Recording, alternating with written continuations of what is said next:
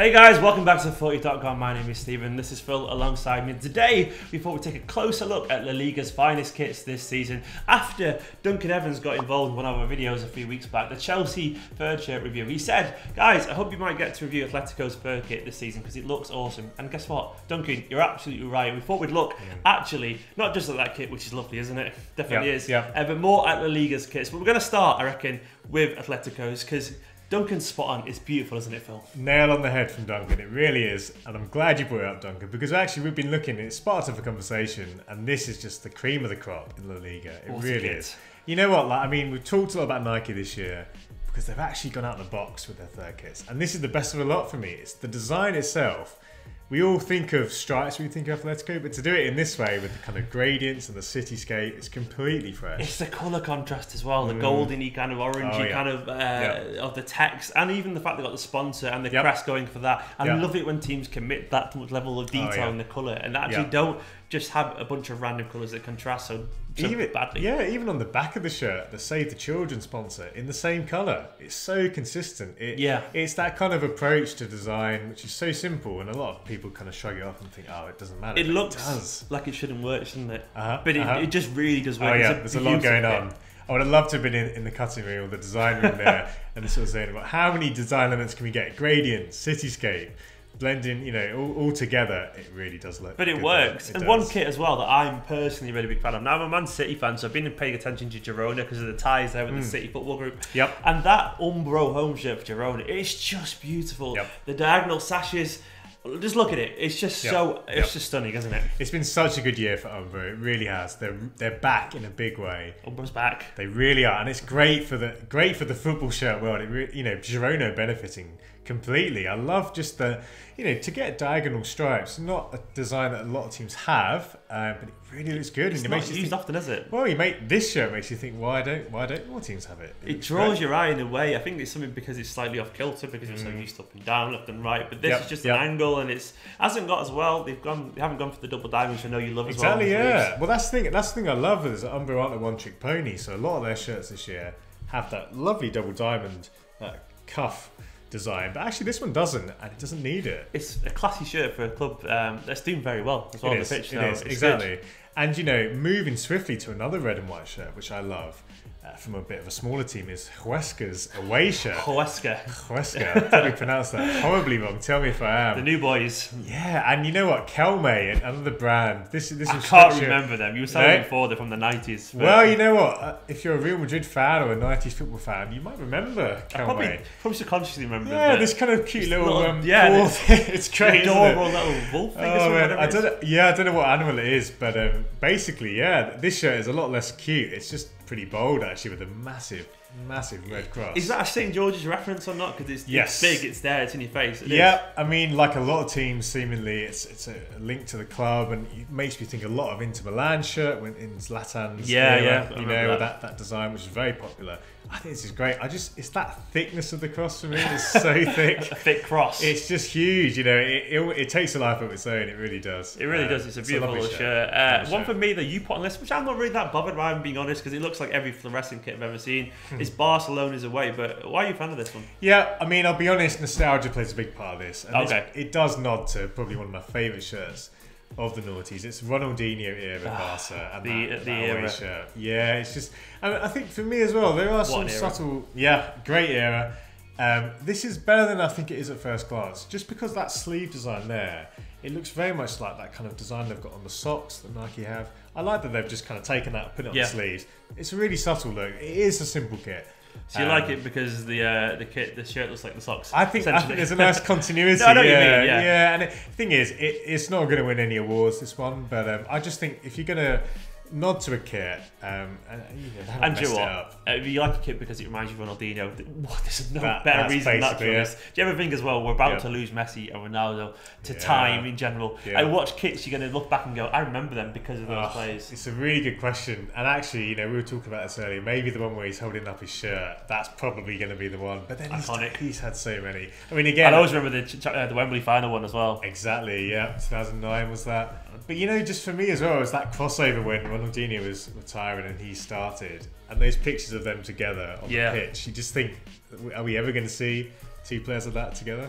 Oh, well, hopefully. It's a shame because there'll be someone else in 10 years that will be saying exactly the same thing about it. Someone else started doing a video like this talking about these shirts that we're wearing now being retro, which is true. It makes me feel very old. Oh, dude. But Valencia on this list as well. They've got a very simple, elegant, classy shirt. Very Adidas, really.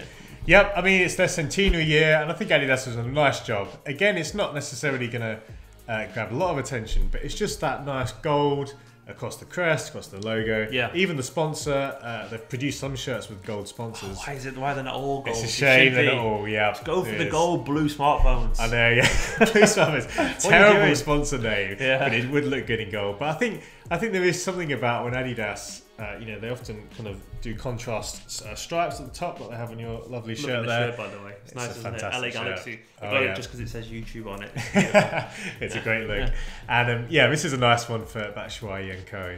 It's a beautiful little shirt, but to me, this is one I wanted to bring up because Phil, got his list being the kit expert, and I was like, Phil, how have you missed off Real Betis? Now look at this kit. To me, it's just so geometrically pleasing. The stripes going through the badge as well, and around the collar, and it's just so simple and pretty and elegant, and I just love the tight stripes as well. To me, this is a beautiful shirt that's underappreciated. No, it is a fantastic shirt, and it should have been on my initial list. It really should have, because this is a design which has a good story behind it as well. Kappa took over this year because the club, Betis, basically said, we don't want Adidas anymore. So they cancelled the contract. Just mugged up Adidas. They completely mugged them off, but what a great decision. Well, they got it right.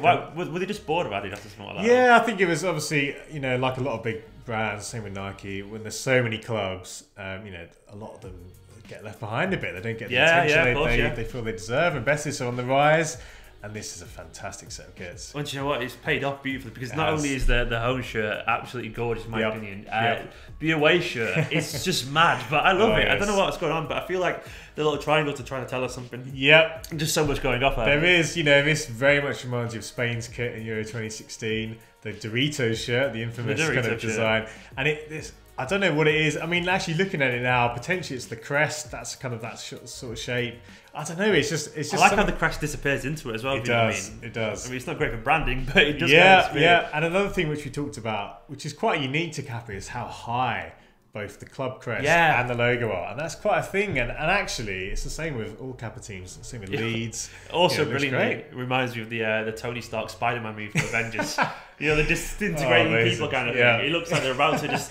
They don't feel too well, Mr. Stark. But also, once again, the colours are the colours of the badges and the logos, it all just blends in nicely. It does. That's a creative bunch of kits. So you're right to be off Adidas there because they're just beautiful. But not every kit though this season in the Liga has been great, has it? There's been a few that let you down, particular. Yeah, some of the bigger teams as well. We had to talk about Madrid. We do, and I think for me, it's so difficult every year for Adidas to do something new, but at least try something, because I feel like, honestly, if I was just to mentally spawn a Real Madrid kit, this is exactly what it looked like in terms of an amalgamation of every kit ever. But is that a good thing, really? Is it predictable? Well, the thing is, it's particularly frustrating when it's the same for the home, away, and third, because basically you've got a white home shirt there, which doesn't offer anything.